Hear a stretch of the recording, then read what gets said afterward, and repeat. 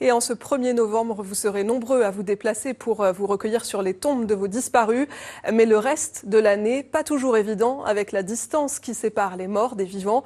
C'est désormais possible de faire appel à des particuliers pour nettoyer et fleurir les sépultures partout en France. Exemple dans le Nord, Didier Piton et Serge Rosenstro. Brosse, éponge et produits sanitaires en main, Béatrice ce jour-là se rend au cimetière de Capelle-la-Grande. Sa mission, nettoyer la sépulture d'une famille qu'elle n'a pourtant jamais rencontrée.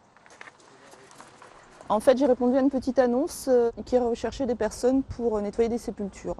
Et rechercher en fait des personnes sérieuses, disponibles, qui aient du temps de libre pour un travail d'appoint. Et je me suis dit, pourquoi pas. Étudiants, retraités ou demandeurs d'emploi, il serait près de 26 000 intervenants sur le territoire français. Des particuliers qui, comme Béatrice, se sont inscrits sur le site Memory Forever, une plateforme internet qui propose un service de nettoyage des tombes à des prix défiant toute concurrence. En passant par des pompes funèbres, c'est extrêmement cher, ça vaut entre 150 et 250 € en moyenne. Et d'où est venue l'idée de trouver des particuliers.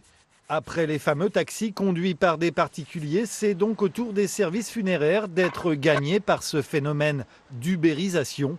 Une concurrence qui, selon les entreprises de pompes funèbres que nous avons contactées, n'aurait pas d'incidence sur la profession.